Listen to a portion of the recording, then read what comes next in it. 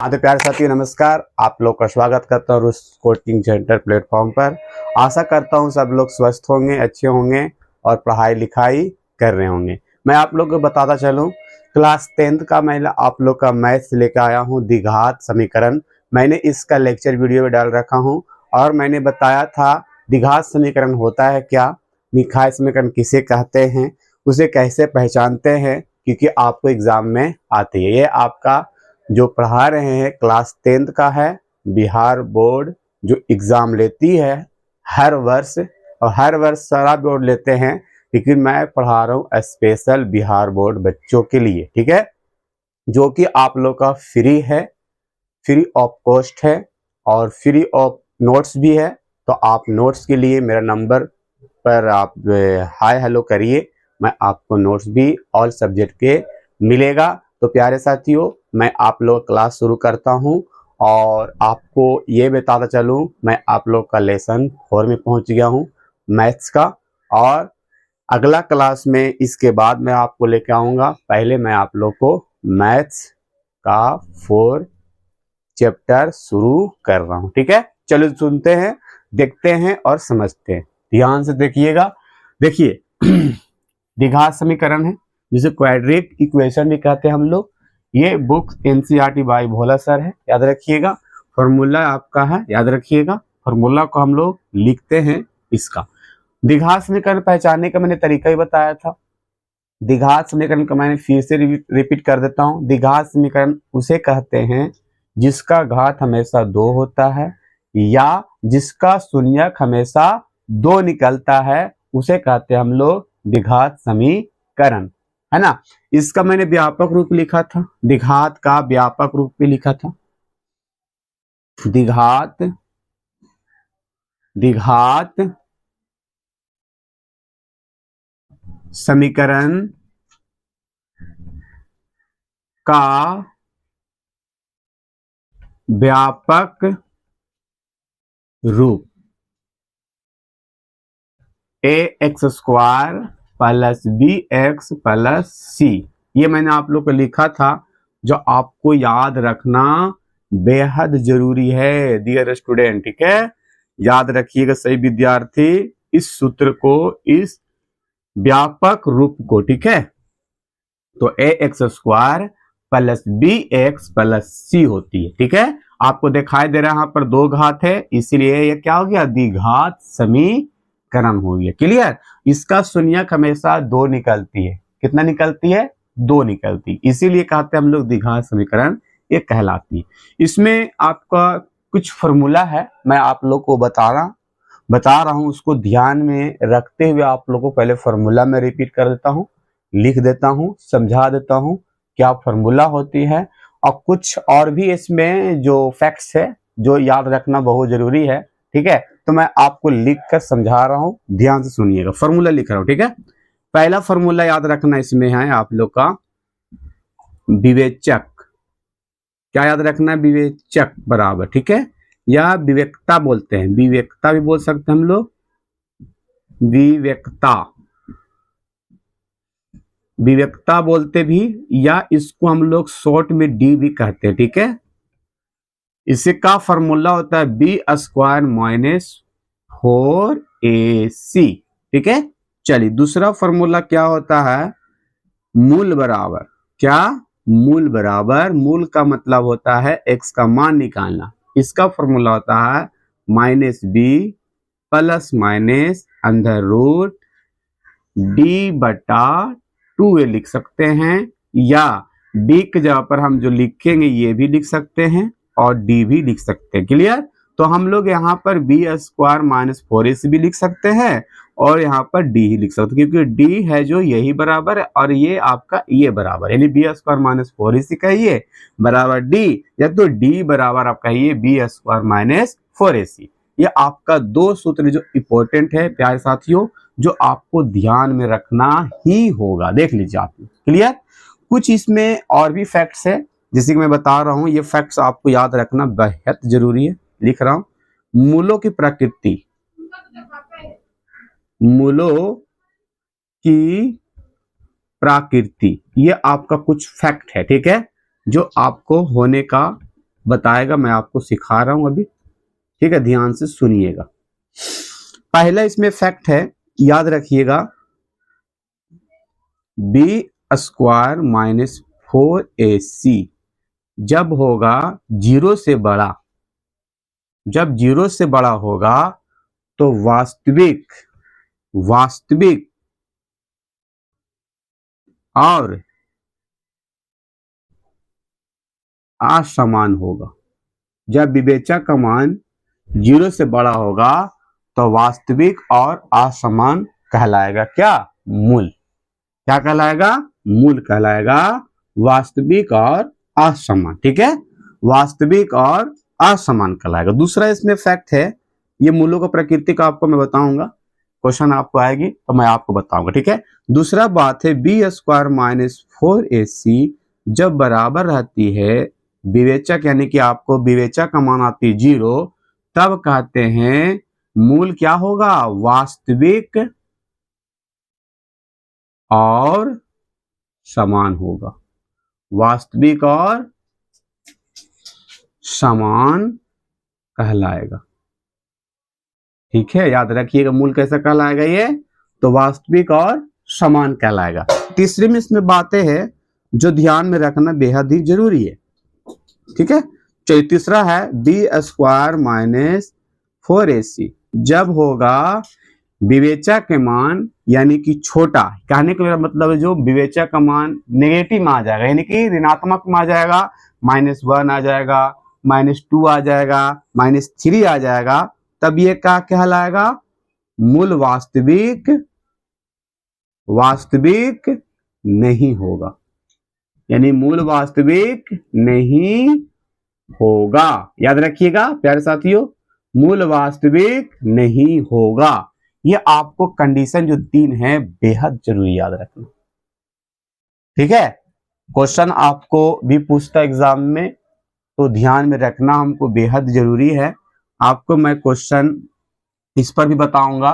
पहले आप लोग इसको सूत्र को फिर से रिपीट करते हैं। फॉर्मूला आपको जो सूत्र है, द्विघात समीकरण के व्यापक रूप याद रखना बहुत जरूरी है। ax square plus bx plus c होती, क्लियर। दूसरा इसका सूत्र है आपको विवेचक बराबर, जिसे कहते हैं बी स्क्वायर माइनस 4ac, याद रखिएगा 4ac।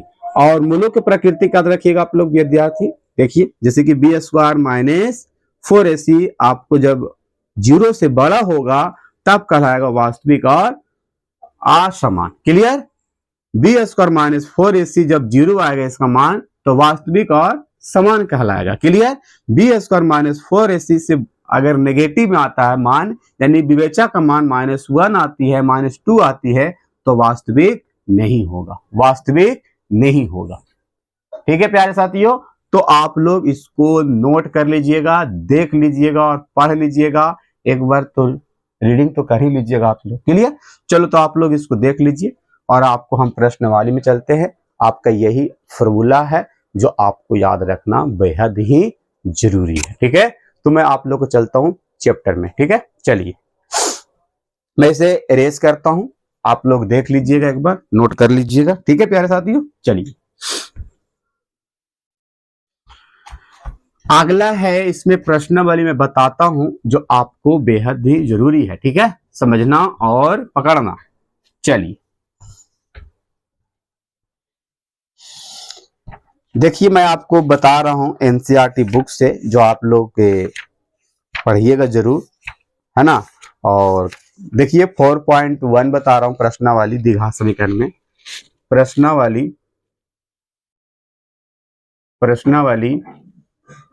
4.1 बता रहा हूं, ठीक है। क्या कह रहा है? पहला कह रहा क्वेश्चन इसमें कि जांच कीजिए, क्या करना है? जांच कीजिए कि क्या निम्न द्विघात समीकरण है, निम्न द्विघात समीकरण है। तो हमें डिफिनेशन याद रखना है। देखिए, आपको पहचानने कह रहा है। पहला क्वेश्चन हम लिख रहे हैं x + 1, ये मैंने कल बता दिया था। दूसरा क्वेश्चन लिखता हूं, ठीक है, इसके जगह पर मैंने बता चुका था क्वेश्चन इसमें से।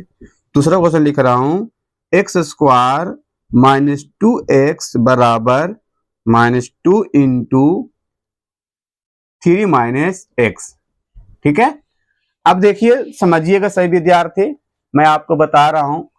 देखिए द्विघात समीकरण को क्या करना है, समझिए, पहचान करना, जांच करना है कि रियल में द्विघात समीकरण है कि नहीं। ठीक है, तो मैंने डिफिनेशन दिया आप लोग को कि जिसे समझिए द्विघात समीकरण हम उसे कहते हैं जिसका घात हमेशा 2 होती है और जिसका शून्यक हमेशा 2 निकलती है, उसे कहते हैं हम लोग द्विघात समीकरण।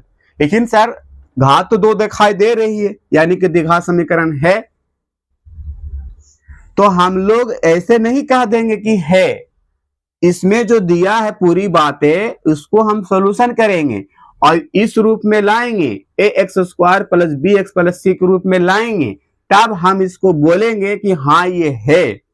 ऐसा रहेगा तो आप नहीं कह सकते कि है भी और नहीं भी। ठीक है, तो इसको हम सॉल्यूशन करके हम इस रूप में लाएंगे, पहले A X square plus B X plus C के रूप में लाएंगे, तब कहेंगे कि द्विघात समीकरण ये है रियल में। अगर इस रूप में नहीं रहेगा तो कहेंगे द्विघात समीकरण नहीं होगा।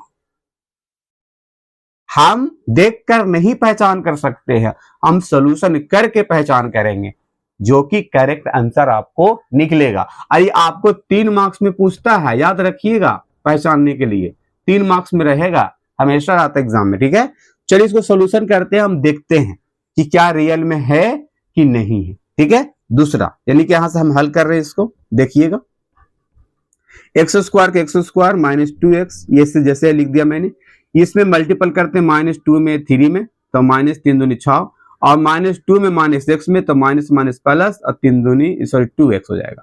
ठीक है, चलिए अब यहाँ पर एक्स स्क्वायर माइनस 2x, इसका जात है x का एक साथ मिला देंगे, ये प्लस से माइनस मांग गया और ये -6 इधर ही रहेगा। ठीक है, याद रखिएगा, मैं इधर भी लेकर चलाऊंगा इसको, ये एक्स स्क्वायर के एक्स स्क्वायर हो जाएगा। अब यहाँ पर -4x हो जाएगा और ये -6 से जो आ जाएगा कितना में, प्लस में, और इधर याद रखिएगा हमेशा हम लोग इधर 0 मानेंगे, हमेशा इधर 0 मानेंगे, याद रखिएगा। ठीक है, अब देखा जाए एक्स स्क्वायर आया, -4x आया, +6 आया, बराबर 0 आया।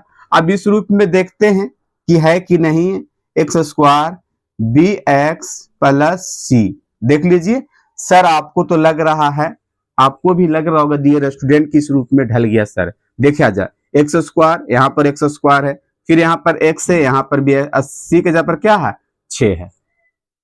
तो अगर इस कंडीशन में रहेगी, इस कंडीशन में दिखाई देगी, इस रूप में दिखाई देगी आपको, A X square plus B X plus C के रूप में दिखाई देगी, तब कहेंगे हम लोग या द्विघात समीकरण कहलाएगा। तो या द्विघात समीकरण है, या द्विघात समीकरण क्या है, या द्विघात समीकरण है, या द्विघात समीकरण है।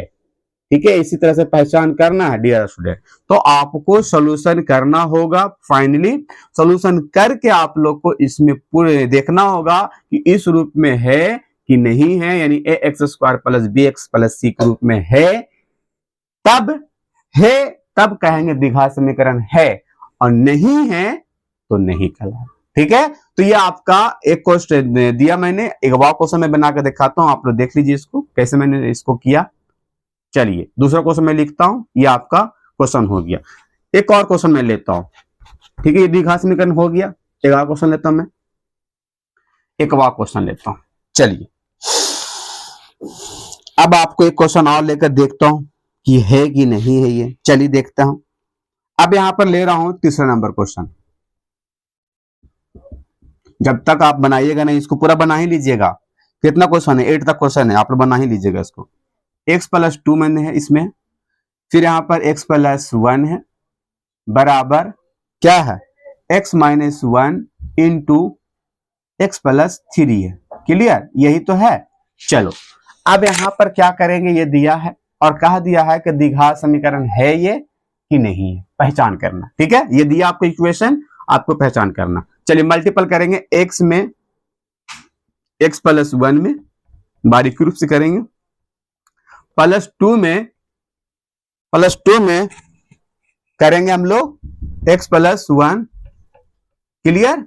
और यही तरह से करेंगे हम लोग बराबर, इसी तरह से इसमें करेंगे x में x+3 में, और -1 में x+3 में करेंगे, ठीक है, क्लियर। चलो x क्या हो जाएगा, x², और x में गुना करेंगे 1 में तो x हो जाएगा, +2 में करेंगे 2x, और +2 में 1 से तो 2 बराबर x में x², क्लियर, और x में 3 से तो 3x, और इसी तरह से -1 में x से तो -x, और माइनस प्लस क्या हो जाएगा, -3 हो जाएगा। अब जात अरेंजमेंट करेंगे, इस रूप में लाएंगे हम लोग ax² + bx + c के रूप में क्या करेंगे हम लोग, इस रूप में लाएंगे। चलो देखते हैं हम लोग, x² का कोई इधर है कास्ट यानी कि जात है, ये प्लस में इधर आ जाएगा, माइनस में हो जाएगा, याद रखिएगा। ये दोनों एक कास्ट का, देखो 3x हो जाएगा, ये +3x है, यहाँ पर भी -x है, तो घटेगा तो 2x, इधर आ जाएगा तो प्लस से माइनस में 2x हो जाएगा। और देखा जाए +2 है, ये -3 इधर आ जाएगा प्लस में, बराबर क्या मानेंगे इधर, 0 मानेंगे, याद रखिए सही विद्यार्थी, 0 रखेंगे इधर। उसी प्रकार देखिए यहाँ माइनस में है, ये प्लस में कैंसिल, ये देखिए ये जात दोनों x m2 है, तो ये 3x है, ये x है, यानी 2x है, तो आपको x बचेगा इसमें, और 3 दूनी 5 बराबर 0। क्या इस रूप में आया है, देखा जाए तो ax² + bx + c आया इस रूप में, नहीं आया, क्योंकि यहां पर स्क्वायर है, यहां पर नहीं है।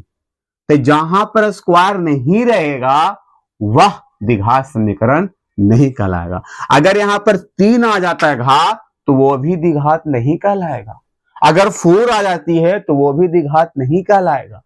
जब तक 2 घात नहीं आएगा तब तक ये द्विघात नहीं कहलाएगा, ठीक है। तो प्यारे साथियों ध्यान में रखिएगा, तो या द्विघात समीकरण नहीं है, या द्विघात समीकरण नहीं है, याद रखिएगा सही विद्यार्थी, या द्विघात समीकरण नहीं है। तो आशा करता हूं आप लोग इसको समझ गए होंगे ढंग से और बढ़िया से। चलिए आप लोग बना लीजिएगा इसको, क्वेश्चन इसमें 8 है, याद रखिएगा 8 क्वेश्चन है, 8 क्वेश्चन बना लीजिएगा, और जो नहीं बनेगा आप हमसे पूछ लीजिए, ठीक है। चलो कमेंट करके बता दीजिएगा, और जो भी नोट्स लेना चाहते हैं फ्री ऑफ नोट्स है, तो आप फ्री ऑफ नोट्स के लिए आप इस नंबर पर संपर्क करें 7352585902, ठीक है, 5902, याद रखिएगा इस नंबर को आप लोग। व्हाट्सएप नंबर मेरा, आप इस पर हाय हेलो करिए, आपको हम science, social science, Sanskrit, Hindi का आप लोग को जो मैं पढ़ाते रहूंगा वो आपको नोट्स फ्री में जाएगा, ठीक है, फ्री में नोट्स जाएगा, इसमें कोई चार्ज नहीं लगेगा, 5 रुपया, 10 रुपया, 1 रुपया भी नहीं लगेगा, ठीक है। चलो चलिए देखते हैं आगे हम लोग, दूसरा प्रश्न इसमें क्या है। ये पहला प्रश्न का मैंने समझा दिया आप लोग को, दूसरा प्रश्न मैं आप लोग को दिखाता हूं। देखो दूसरा इसमें प्रश्न है वर्ड्स प्रॉब्लम। वर्ड्स प्रॉब्लम मतलब होता है शब्दों से समस्या, शब्दों से समस्या, ठीक है।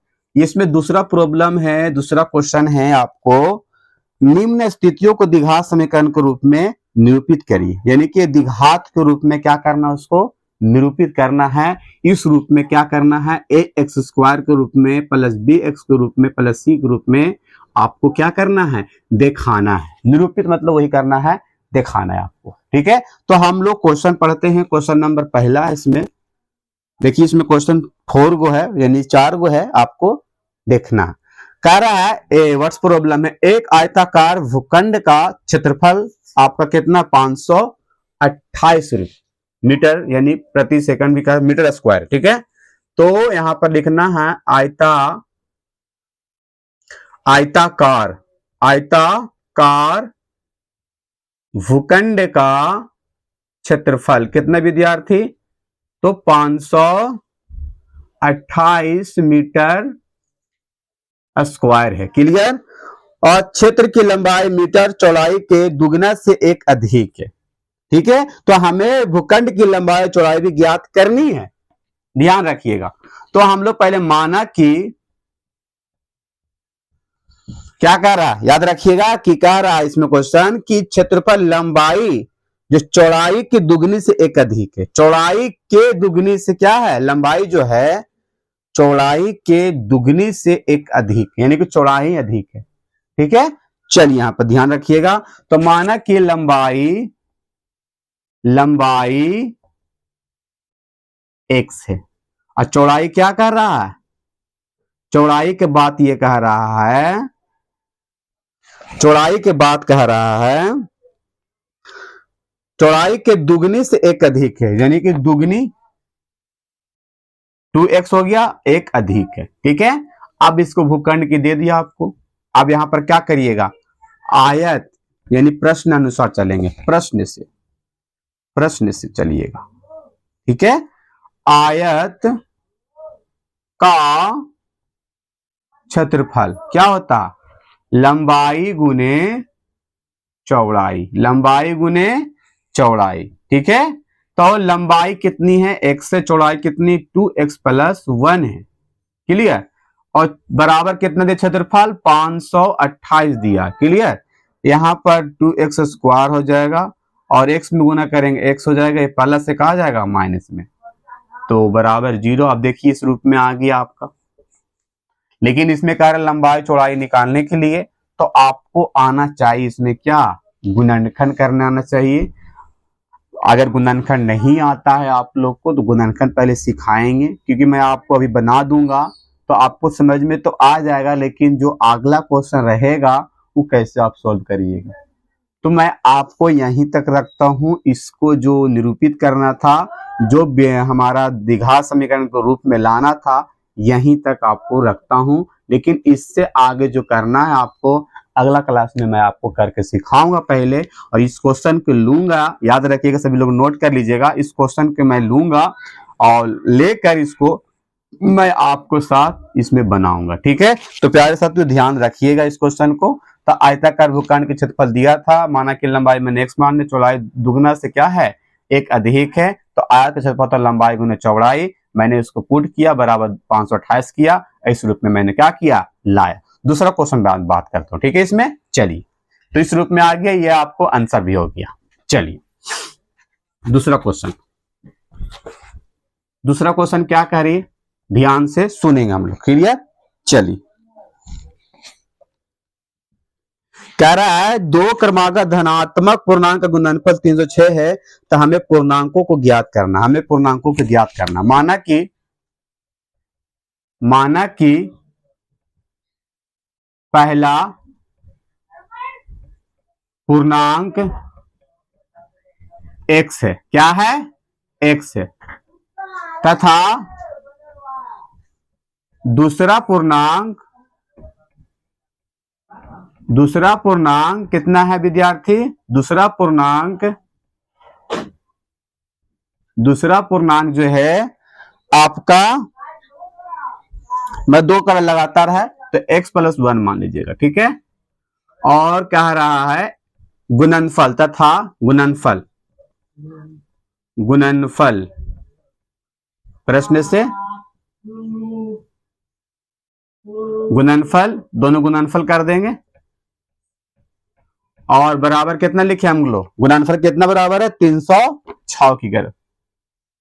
ठीक है, अब यहां से मल्टीपल कर लीजिए, x में x से x², x में 1 से x बराबर 306। ठीक है, अब यहां पर x² + x, ये चल जाएगा प्लस, इधर आएगा क्या, माइनस में, बराबर 0। देखिए इस रूप में आ गया आपको, यहां घात 2 देखा दिया तो समझेंगे कि हम लोग द्विघात समीकरण के रूप में लेके आ गए।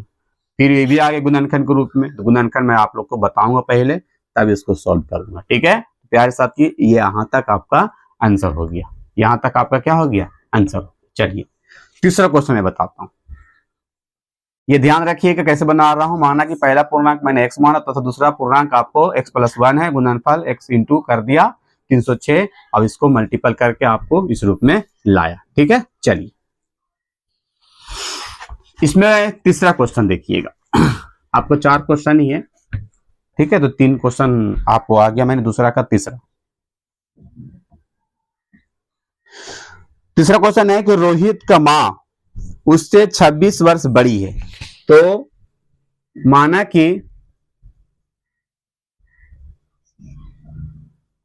कि रोहित की उम्र एक्स है। क्या है? रोहित का उम्र एक्स है, तभी तो बड़ा करेंगे ना। तो रोहित का वर्तमान आयु, या उम्र भी कह सकते हैं, आयु को उम्र भी कहते हैं हम लोग, आयु एक्स है। और मां बड़ी है, मां 26 वर्ष बड़ी है। तो 26 वर्ष बड़ी है तो x प्लस क्या हो जाएगा? 26 हो जाएगा। क्लियर? तथा इसी में आगे बोल रहा है, ध्यान से देखिएगा, उनकी आयु वर्ष का गुणनफल अब से 3 वर्ष पश्चात इतना हो जाता। 3 वर्ष पश्चात, यानी कि x प्लस 3 बराबर x प्लस 26 हो जाता। क्लियर? याद रखिएगा, जो 360 के हो जाता है, गुणनफल के 360 हो जाता है। ठीक है, तो यहां पर x plus 3 into x plus 26 बराबर 300 कितना? 60 हो जाता है। क्लियर? अब यहां से मल्टीपल करेंगे हम लोग, ये गुणनफल हो जाता है इतना। गुणनफल, गुणनफल मतलब गुना होता है। ठीक है, x में एक्स स्क्वायर, x में 26x और प्लस 3x, और यहां पर 3 छक 18, 3 दूनी 6 और 1 3 दूनी 6 और 2 8 कह सकते हैं ना। 3 छक 18 में 3 दूनी 6 7 कह सकते हैं। बीरी 360 इधर। बाकी यहां पर एक्स स्क्वायर 26x और 3 29x, और ये 78 आ जाएगा प्लस से 360 बराबर 0। एक्स स्क्वायर यहां पर लिखिएगा, 29x लिखिएगा, घटा दीजिएगा 360 में 78 को, तो कितना आएगा? 2। ये देगा आपको 5 में से 15 में 7 गया 8, बचेगा 2। 282 हो जाएगा माइनस में, बराबर 0। आपका इस रूप में आ गया x square plus 29x minus 282। आपका क्या हो गया? ये आंसर हो गया। क्या हो गया विद्यार्थी? आंसर हो गया। ठीक है, चलिए लास्ट क्वेश्चन है, लास्ट क्वेश्चन बनाते हैं हम लोग। चलिए देख लीजिए आप लोग। माना कि रोहित का उम्र x माना, रोहित का वर्तमान आयु समझ लीजिए x है, और माँ उस 26 वर्ष बड़ी है तो x प्लस 26 हो जाएगा, माँ क्योंकि रोहित से बड़ी है। चलिए ध्यान रखिएगा, आपका लास्ट क्वेश्चन। ठीक है, इसमें फर्स्ट चैप्टर आपको समाप्त हो जाएगा। लास्ट क्वेश्चन मैं बता रहा हूं, तो ध्यान में रखिएगा लास्ट चैप्टर को। चलिए,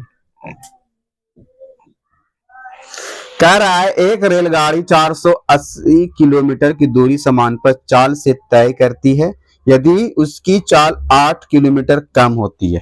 चलिए, माना कि रेल की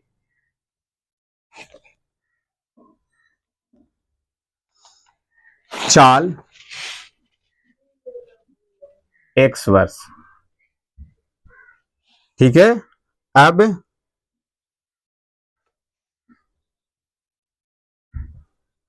प्रश्न से समय बराबर क्या होता है? समय बराबर चाल बट्टा दूरी। हाँ, समय बराबर चाल बटा दूरी, चाल बटा दूरी होती है। क्या क्या सूत्र रखिएगा, चाल कितना x है, दूरी कितना आपका है 480 है। ठीक है, यदि इसके चाल इतना कम हो जाता, फिर क्या हो जाता है? कम हो जाता। चाल तो आपको यहां पर दूरी मानिएगा x, सॉरी दूरी मानिएगा x, और ये करिएगा आप, चाल आपको दिया हुआ था 480 बटा x, तथा क्या कह रहा है इसमें? कम कर दिया, है ना। तो यहां पर वही हो जाएगा 480 x माइनस 8 हो जाएगा, बराबर 0 मान लेंगे हम लोग। अब करा हुआ उसी दूरी को तय करने में 3 घंटा अधिक लगाता है, 3 घंटा अधिक लगाता है। अब यहां पर 480 में x प्लस 3 कर देंगे। अब ये दोनों काम कर देंगे हम लोग, तिरछा तिरछी क्या कर देंगे? गुना कर देंगे दोनों में, मल्टीपल में। 3 अधिक लगाता है तो 3 आप x प्लस 3 कर दीजिए, सॉरी x प्लस 3 कर लीजिए। क्लियर? अब यहाँ से मल्टीपल कर देंगे इसको और इसको कर देंगे हम लोग 480 का 80 हो जाएगा और x minus 8 into x plus 3 में मल्टीपल कर देंगे। ठीक है, चलिए x में x square plus 3x minus 8x 24। ठीक है, चलिए एक्स स्क्वायर यहाँ पर माइनस 5x माइनस 24। अब लिखेंगे x square minus 5x minus 24 minus 480। Clear, x square के एक्स स्क्वायर माइनस घटे यहाँ पर जुटेगा तो 29x और माइनस 480, ये आपका बुक आ गया रूप में। ठीक है, तो आपको यही करना था प्यारे साथी, इतने तक आपको बनाना। इसमें 4 क्वेश्चन था, मैं आप लोगों को पूरा बना कर दिखाया हूं। तो आप लोग कमेंट करके जरूर बताइए समझ में आया कि नहीं आया, जरूर बताइएगा। और क्वेश्चन पूरा बनाइएगा आप लोग। प्रश्न वाले मैंने 4.1 बनाया और अगला मेरा रहेगा गुणनखंड विधि। मैं आपको सिखाऊंगा किस प्रकार गुणनखंड विधि से हम लोग मूल ज्ञात करेंगे। अगला क्लास में आप लोग को लेके आऊंगा 4.2। ठीक है, तो प्यारे साथियों धन्यवाद। आप लोग चैनल को सब्सक्राइब नहीं किए, चैनल को सब्सक्राइब करिए। वीडियो को लाइक नहीं किए, वीडियो को लाइक करिए, कमेंट करिए और जितना हो सके चैनल को शेयर करिए, वीडियो को भी शेयर करिए। आपको प्यार भरा धन्यवाद। लव यू बच्चों, लव यू, बाय।